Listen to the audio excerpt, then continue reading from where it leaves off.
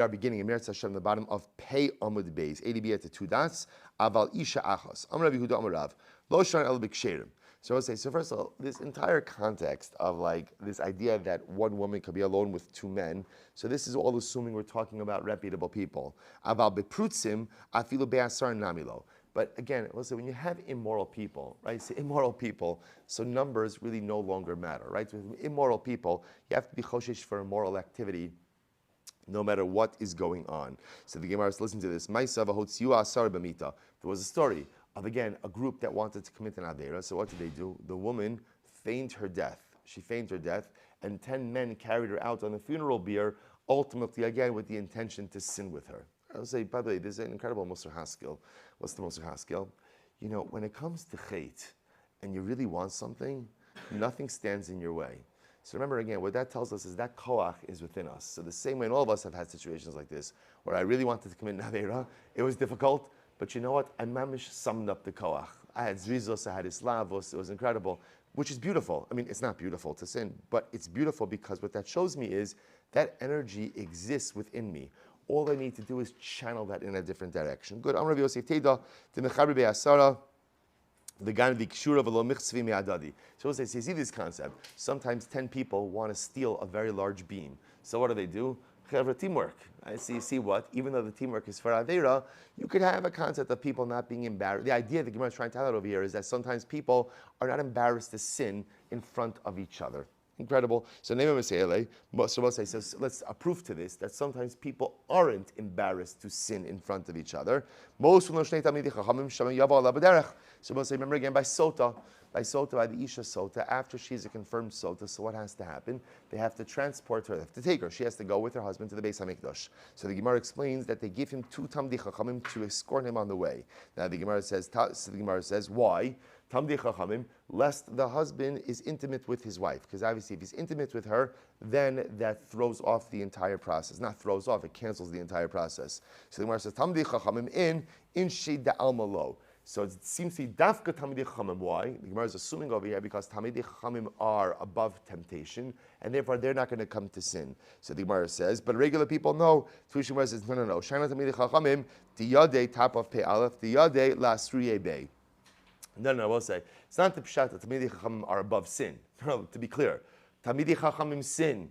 Tamidei Chachamim have Yetzaharas. We're going to see plenty of stories like this. But rather again, the Tamidei Chachamim are there. Why? Because again, if they see the husband is going to go ahead and be intimate with his wife, they know how to give hasra, right? They know how to give proper warning to tell them, by the way, A, what you're about to do is asr, right? Number 2, if you do so, just understand it cancels the entire sota process. We'll say, Pei Aleph, Amud Aleph, 81a, top line. Amar Rabbi Yehuda Rav, Lo Shona Ela Be'ir. Furthermore, again, this concept that we've seen before, that Allah said that a woman could be alone with 2 men, so that's only in the city. Aval Baderech, but if they're traveling, ad shiu shlosha, you need, in order to avoid a yichud situation, you need at least 3 men with one woman. Why? Shemi yitztarech echa mehen lahashtin. Because they will say maybe they will have to relieve themselves, and again they're going to have to go off the road. The nimtza echan misyachid ima erva. And it turns, because we will say if you only have 2 men and 1 woman and they're traveling, if one of them has to relieve themselves, he's going to take leave of the group, go over to the side of the road, and leave behind the man and the woman. And that's a yichud issue. So the Gemara said, let's see a support for this. Again, most shnei talmidei chachamim. So shema yavo ala baderech trei v'ihu hatlasa. So the Gemara once again brings a raya, ultimately again from Sota, that when going up to Yerushalayim, again remember they have 3 men, because most shnei talmidei chachamim, we give them 2 talmidei chachamim. So remember again, you have the husband, 2 talmidei chachamim, and the woman. So the Gemara says hatlasa. So the Gemara says, no. Same idea. That don't really bring a raya for yichud from that. That's for a different situation. Hasam kihechi dinehavo aleh sahadi. Ultimately, again, that's because that's in order for the 2 talmidei chacham to act as witnesses to give proper hasra should the husband be in violation of the terms of the sota. Okay. So now the Gemara tells some stories, incredible stories. Rav Yehuda havikazli ba'archa. Rav and Rav Yehuda are walking on the road. So the Gemara says, Havakazlo is a sakamayu. So a woman came onto the road walking in front of them. Amrali Rav Yehuda. So Rav said to Rav Yehuda, you know what? Let's maybe either go around or go in a different way. Dal karech mikamei gehenim. move your feet in front of Gehenna. Rabbi will say, what does this mean?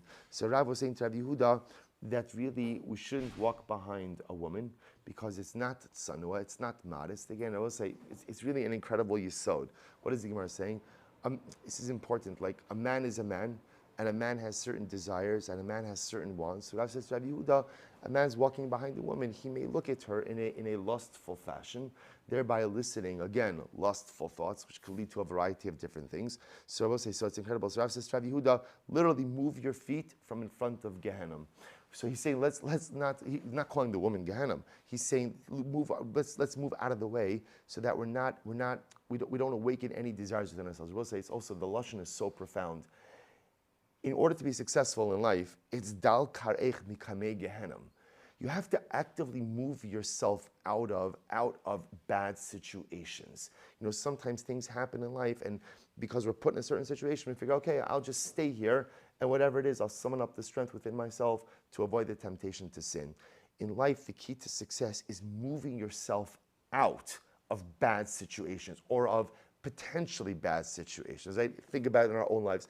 How often, if we think about times in which we made mistakes, it's because we allowed ourselves to remain in compromised situations, as opposed to the moment I realize this is probably not good, dal karech mikamei Gehenna. Do something to actively move yourself out of negative circumstances.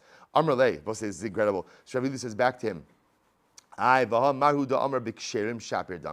this is incredible. Shavili says to Rabbi, you taught us that it's not a problem with ksherim. Right? People are ksherim, ultimately, again, are a bit above temptation, nothing to worry about. Amr lei, mi yemer de b'ksherim kigon ana va'at. So this is incredible. Shas says back to him, listen, who says we're ksherim? Right? Who says we're ksherim? Yeah, einachinami. People are ksherim. They have to worry about a lot less in life. But who says that we are ksherim? Incredible. Ela kigon mai kigon Rav Chanina bar Papi v'chaveirav. Rather, maybe ksherim are like Rav Papi right? Rav Chanina bar Papi and his friends. Rashi points out who are his friends: Rabbi Tzadok, Rav Kahana. We'll say incredible. So sometimes the key to success in life is not to view yourself as a kasher, but to view yourself ultimately again as a basar v'dam who's subject to wants and temptations, and therefore act accordingly. But that line, dal karech migamei Gehenna, move your feet from in front of Gehenna. Don't allow yourself to remain in compromised circumstances. Incredible. Amrav, malkin al yichud ve'in osran al yichud. We give malchus for yichud, but we won't answer a woman based on yichud. I will say it's very important. So in other words, if a man transgresses yichud, or a woman transgresses yichud, so ultimately we'll give malchus, right? You can give lashes for that, but we do not chas v'shalom go ahead and aser a woman based on yichud. I mean, let's say a woman is alone with another woman and another man, two women, which is yichud. We won't aser a woman based on yichud. So the Gemara says, Amar Ravashi lo Amar ala b'yichud pnuya. Even when we talk about giving malchus, that's only if a single woman violated the terms of yichud. Aval b'yichud pnuya. I'm sorry. Aval b'yichud eishes ish lo. It's fascinating. We won't give malchus to a married woman who transgresses the laws of yichud. Why not? Shalote motzi lazal baneha. This will say, if you give malchus to a married woman, we'll say again, what does the velt, right? What's the takeaway message from that? Again, you see a married woman getting malchus. So it sounds like what you're saying is she must have violated something. Otherwise, why are you giving her malchus? And we'll say, obviously, then that's big problems because then you're motzi laz. Then what ends up happening is chas v'shalom, you cast genealogical aspersions upon her offspring. See, even this concept that we'll give malchus for yichud, that's only for a single woman who transgresses yichud, but not for a married woman. Incredible. So Mar Zutra malki umachris. Rav Zut Mar Zutra would give malchus, but he would announce why he was giving malchus. So that no one should chas v'shalom think that halacha l'maisa the malchus was about something immoral that occurred, but rather it was because of yichud. So again, Ravashi, why don't you also do that? Give malchus and announce. We'll say incredible, right? Because you know what happens. People have selective hearing. So people hear this announcement, they don't hear that announcement. So what are they going to hear? They're going to hear the announcement that so-and-so is getting malchus, right, because she violated yichud. But there's a follow-up announcement. What's the follow-up announcement? She's not getting malchus because we're choshesh that there's any isurim of Eishes Ish over here. So people are going to hear the first announcement, they're not going to hear the second announcement, and they're still going to walk away with the same erroneous understanding, and again, cast genealogical aspersions over her offspring. So the Gemara says, Amarav, this is incredible, Malkin al lo tova hashmua. we flog people, we give malchus when people are the subject of negative rumors. Negative rumors. Rashi says, "Alo tov hashmua mish yotze kol alav shu over averus."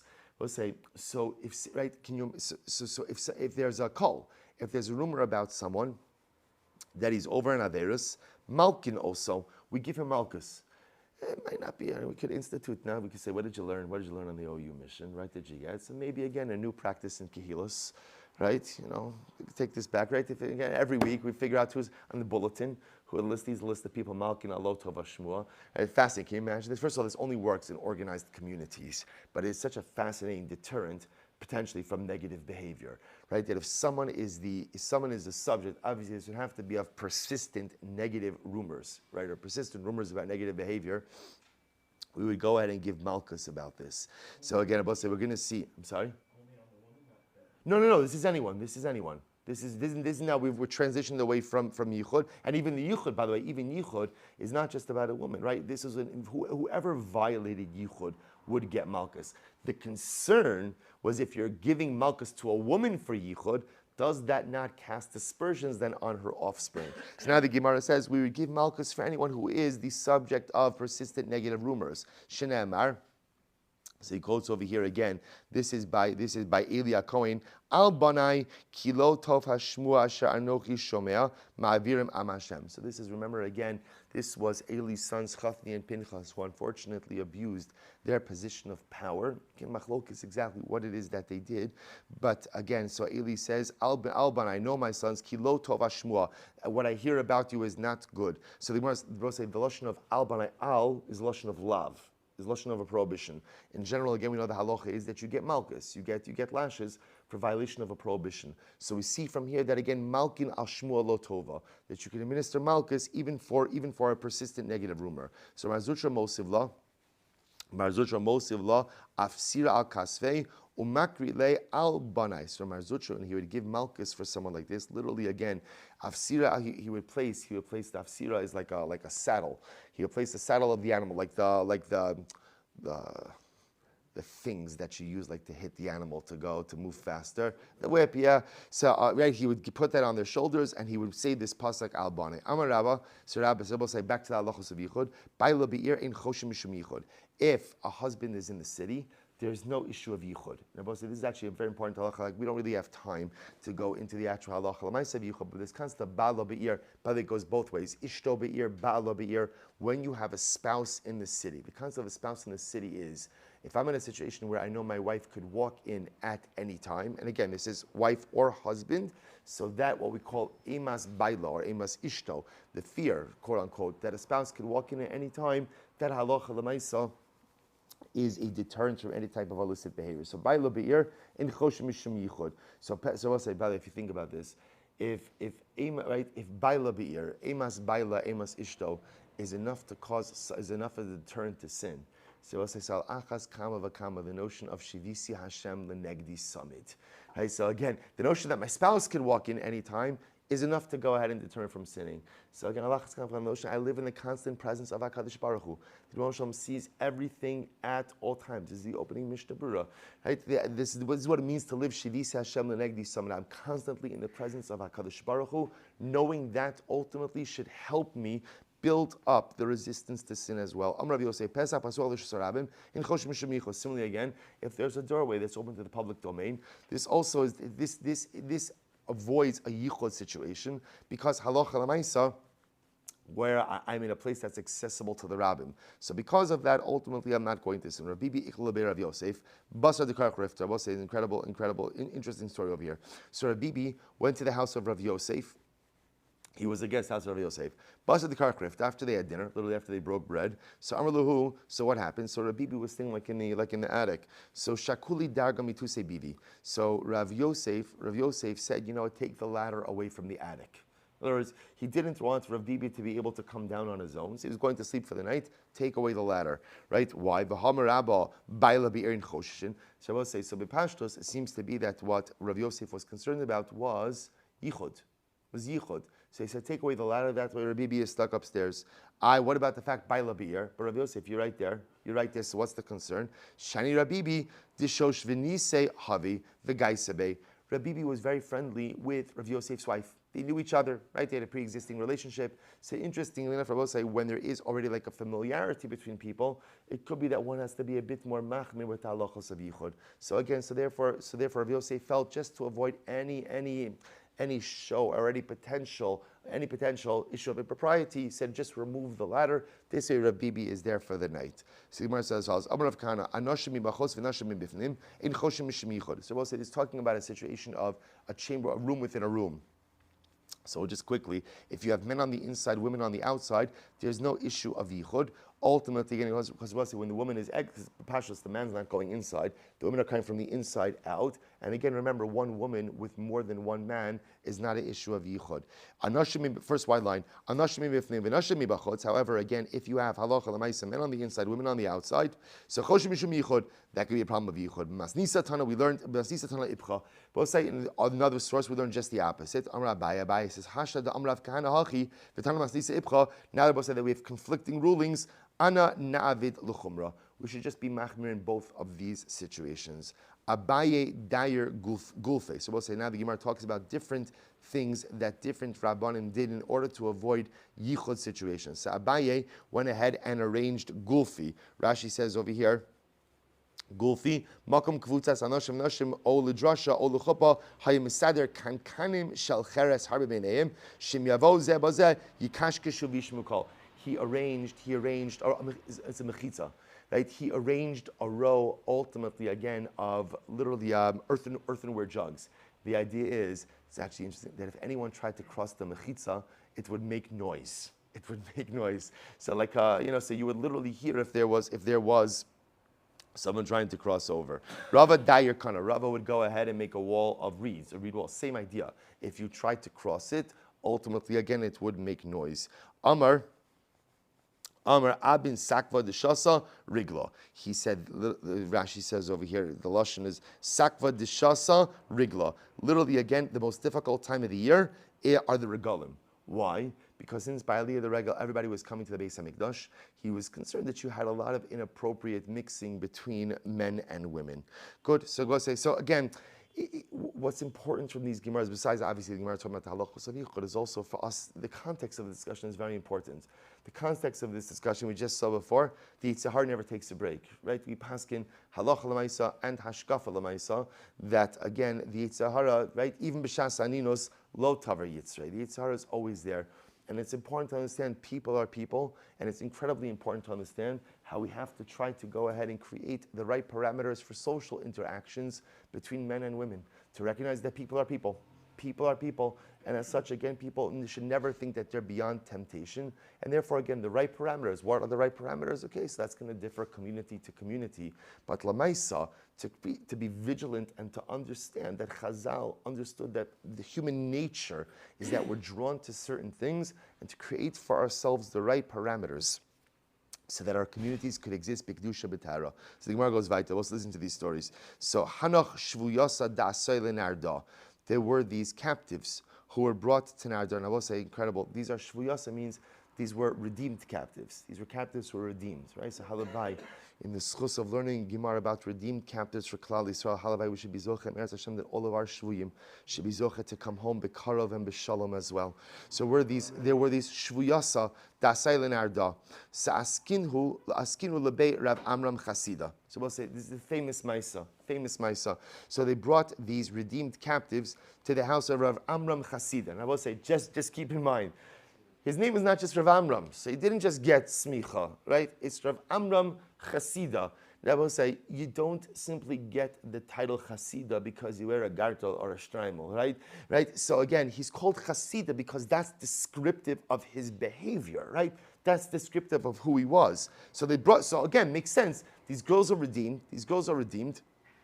And we'll say, right, these girls are redeemed. They brought themselves to Rav Amram Chasida. Ashkolu darga mikam. So we'll say, so what happened? So Rav Amram Chasida housed them in the attic of his home. This was bepashtos, before they could be, what is the lush, like repatriated, right? Before they could be brought back to their families.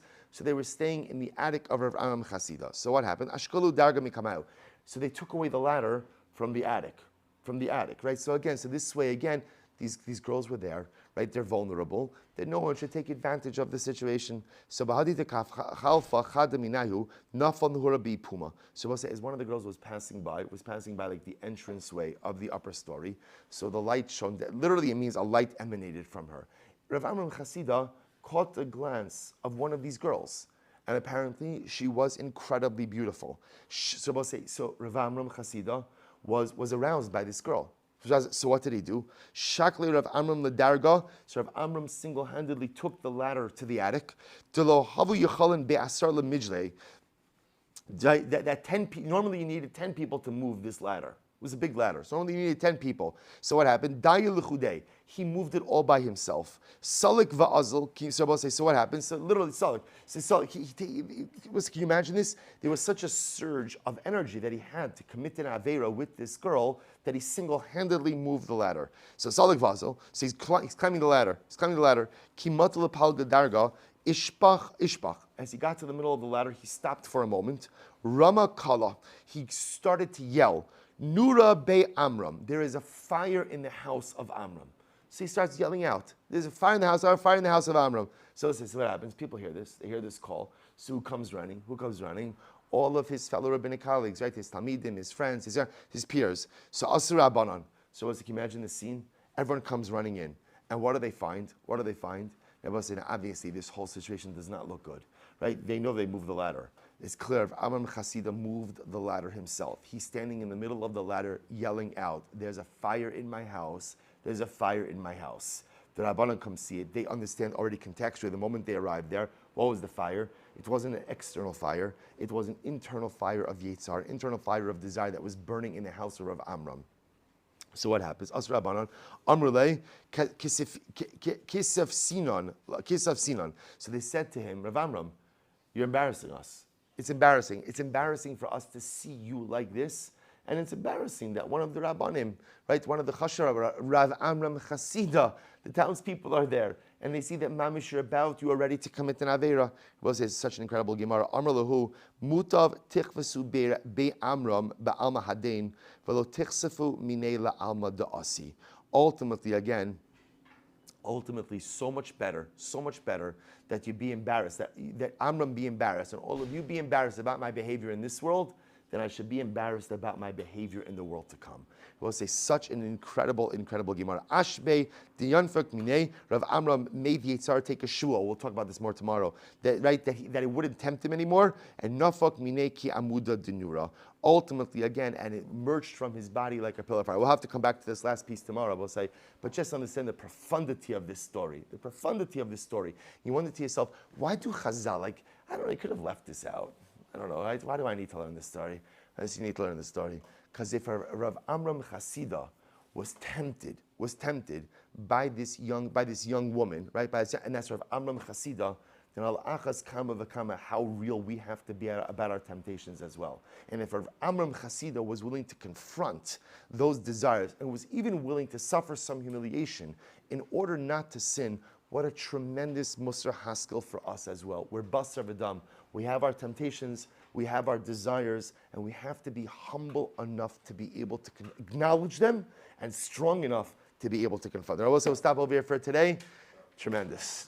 We'll finish the Meretz Hashem and the Sechta at some point in Meretz Hashem. Hopefully tomorrow for you, Eretz Yisrael.